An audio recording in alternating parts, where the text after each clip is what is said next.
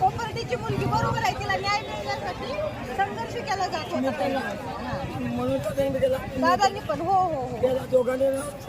तुमचा आवाज काय म्हणजे हे करून बसलाय का, असं ओरडून ओरडून घोषणा देऊन बसलाय? माझी बाई जायचं मोठ्यांच्या राहतं माझ्या बाईला म्हणजे तुम्ही मनोज दादांना समोरासमोर भेटलेत तर बातमीला सगळे आहे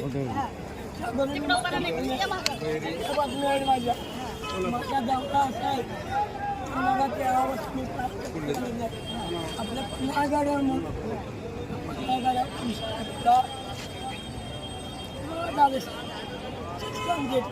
म्हणजे आता तुम्ही कोल्हापूर पासून सायकलवर आलेत पाऊस वगैरे असताना? बरं, पहिलं तुम्ही दवाखान्यातून किंवा मेडिकल मधून गोळ्या घ्या, कारण तुमचा आवाज बिलकुल नाही. तुमच्या जेवणाची वगैरे सोय कशी करताय मग तुम्ही?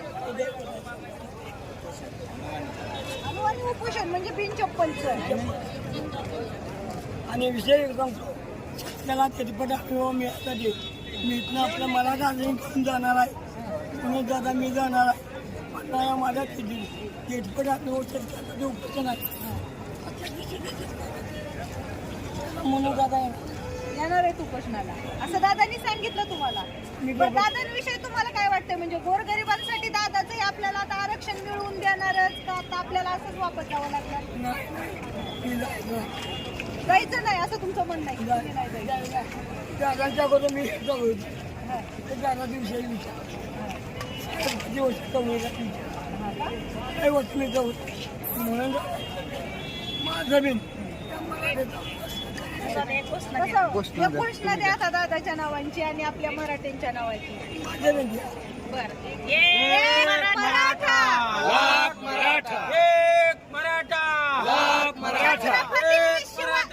छत्रपती शिवाजी महाराज की संभाजी महाराज की